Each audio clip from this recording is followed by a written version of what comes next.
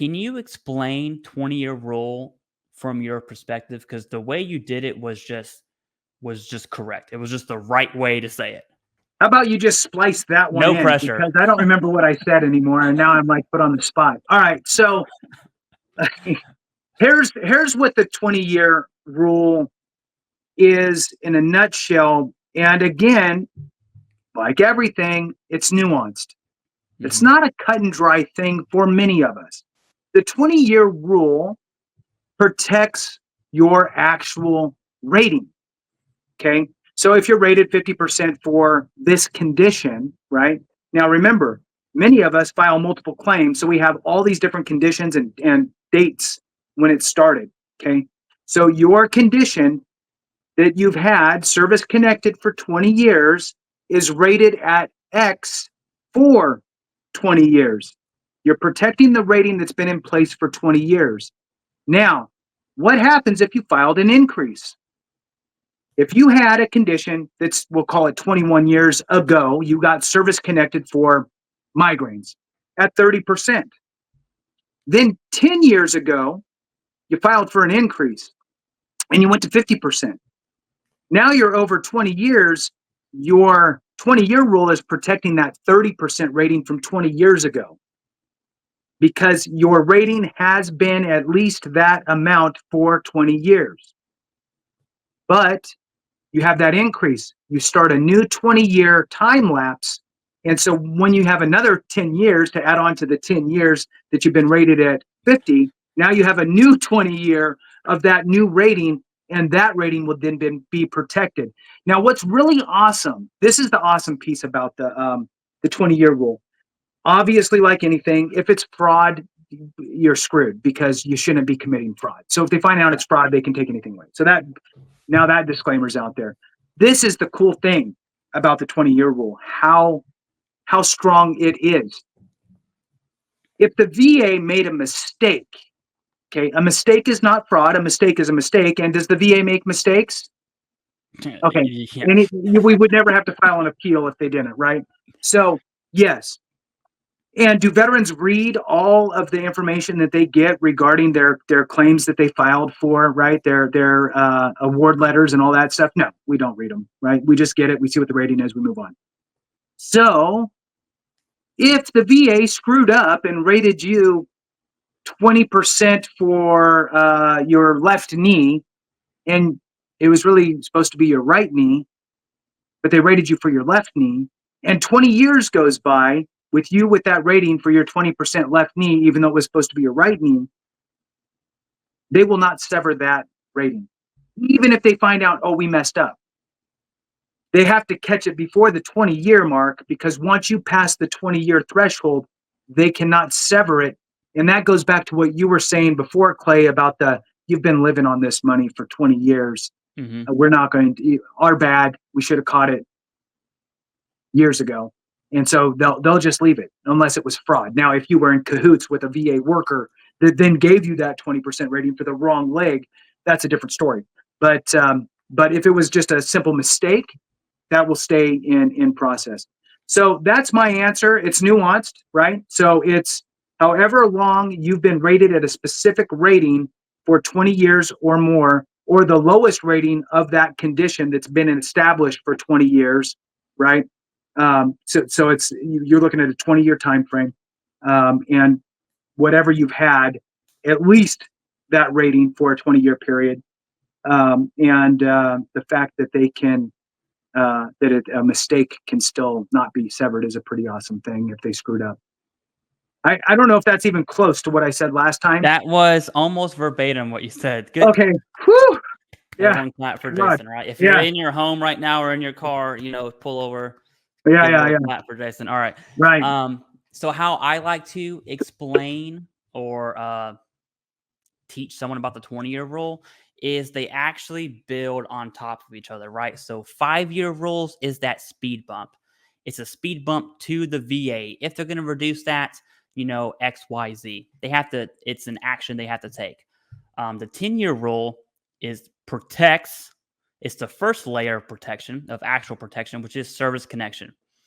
And then for the rating, they can still reduce the rating, but you still have that speed bump of that 5-year rule static disability, right?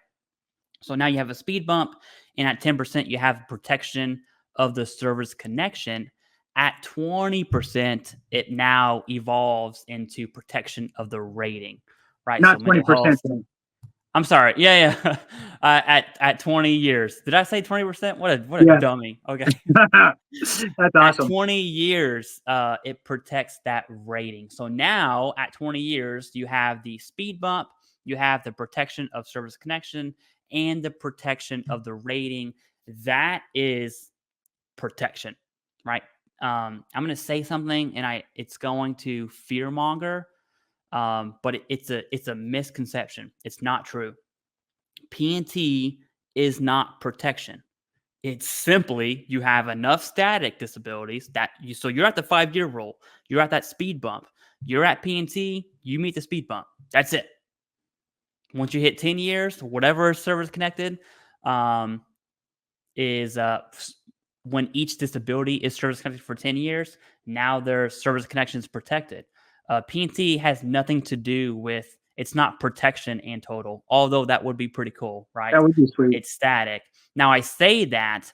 Um, what does that not mean? Oh my gosh, they're taking P&T. No, that's not what I'm saying.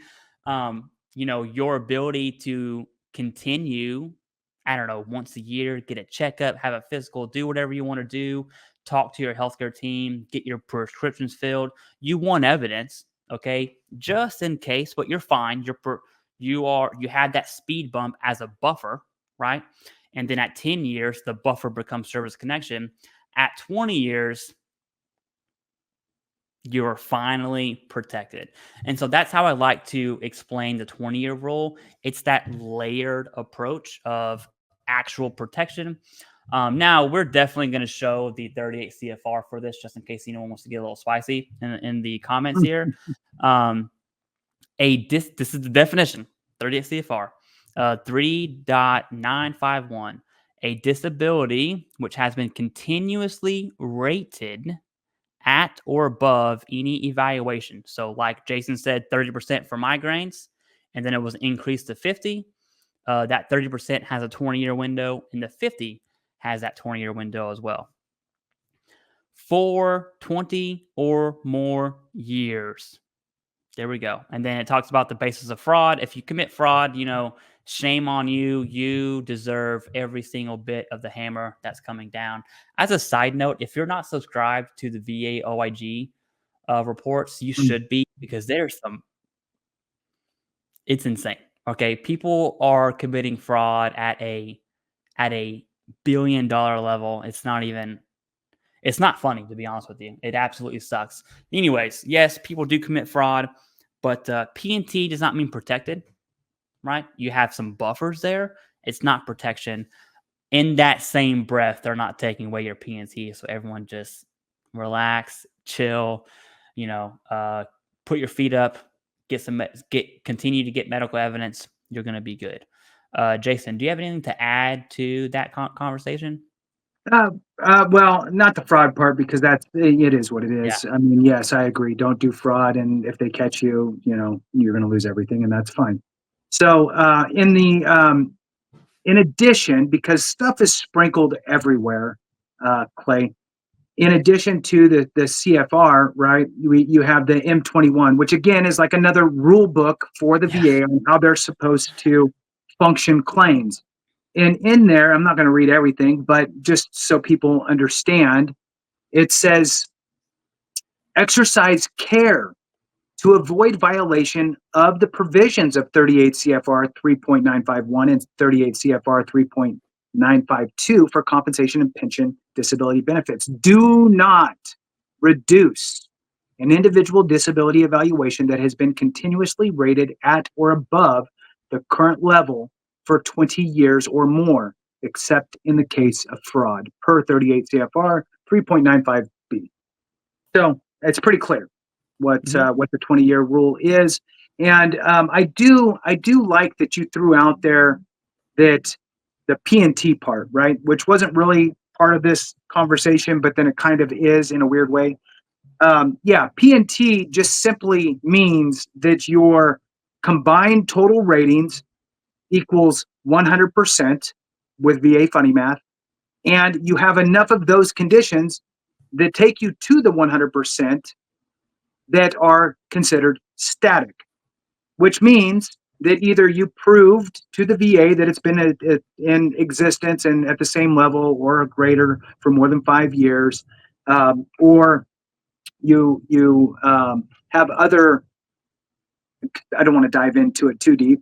So, other factors that may have created a no reexamination threshold for the VA. Now, is that a layer of protection? Absolutely, it is. Mm-hmm. But if for some reason you do something to have the VA look into your file, you're filing for a new condition, you're filing for SMC, you're going for a clothing allowance, whatever it is, right? You're filing for something else, they're going to open up your file. So again, like we talked about way back at the beginning, it's not really, in my opinion, Clay, this is just me. For most people, you have nothing to hide. You just Yeah. want to make sure that you are okay. I've documented this, I've documented that. I know that these things are all good, right? I know that I'm past my 5 year period. I know that they would have to do extra examinations. I have proof in my VHA medical records that all my conditions are at least the same suck as they've been. So I feel comfortable to move forward with this clothing allowance that I want to get by filing for this skin condition that I have. So I'm going to file for a new condition and I'm going to file for a clothing allowance, right? Okay, cool. Look at my records. You're going to see that everything still sucks. Cool. I'm not worried about that. I'm not stressed out about that. Same thought process with just going through everything, building, filing for increases, filing for new claims, increasing your overall rating over time, right? For me personally, it took me, I think, 7 claims, and 3 of them I had to either push to review or to the board for an appeal. And finally, I got to 100% permanent in total, but it took a while, right? Mm-hmm. And in one of those points, I could have been, I'm scared. What if they're going to reduce me? But I knew that my evidence is continued and it's the same suck. So that's fine. Reevaluate. Even send me to a CMP exam. I really don't care. I mean, it sucks that I'll have to drive there, but whatever. It's not, I'm not fearful of losing my rating because I know what the schedule of rating says, and Mm-hmm. I know what my signs and symptoms are, and I know that my condition has not gotten any better, and I'm still diagnosed for it, and I'm still getting medication. So I'm not worried at all. If I have to jump through a hoop, big deal, right? So if you're not in that boat, then you got to think about it, right? So if you're magically healed or you haven't went to the doctor and you've just decided to go off the rails and self-medicate, or I'll even throw this out there. If all of a sudden you decided to go more of a holistic approach, you might want to make a couple visits to your VA primary care and have some conversations with them as well so you can document the severity of your condition, right? Because the VA is going to recognize that more than they're going to recognize a holistic approach. Mm-hmm. Even if you're getting the same level of relief versus traditional medicine versus holistic, um, in today's world, you need to document it in the more traditional sense. And for most things, I would think. Do you got anything you want to add to that, Clay? Yeah. I hate the phrase "don't poke the bear," so I'm going to say something that a lot of people disagree with. It doesn't bother me. There's 2 reasons someone would say "poke the bear." I'm going to choose to believe everyone who says it is number 1. But there's also this other group of people over here. The people who say "don't poke the bear" genuinely don't understand what that means. Because if you have the evidence, you're safe. I love how you brought that up. Absolutely. Right now, if the VA watches Veterans Daily for some reason, reevaluate me, please. Right? I am confident to say that because I know not just my symptoms and my conditions. I know I have the evidence to back it up. It's not an issue, right? I can Right. submit more claims if I wanted to. Right. And so people who generally say don't poke the bear just don't understand that evidence, or they just haven't been to healthcare. And that's what I'm going to choose to believe. There's also this second group of people that I I would agree. argue exist that say don't poke the bear. It seems a little fraudulent. I'm going to leave it at that. And Yeah. anyways, so to Yeah. the 55-year rule. Yeah. Yeah. I agree. I'm going to Yeah. agree with you on that, though, because I think that there is that kind of underlying feeling of don't look in my closet. Mm-hmm. Ain't nothing to see here, right? Yeah. I feel like a moonshiner, all of a sudden, but whatever. Um, so yeah, it does kind of have that stink to it, And although, albeit, it's probably a very small percentage of Of course. people. Yes. And then what happens is that message then gets relayed by others that aren't fully aware. Mm-hmm. And then that gets spread, and then next thing you know, you got a bunch of veterans out there that are stuck in this 60, 70, 80, 90, even 100%, but not permanent in total, scared to do anything because 47 people responded to their comment saying, don't poke the bear, be happy with what you got. You're going to Yep. get reduced. So, all Exactly. right, let's talk about 55 years.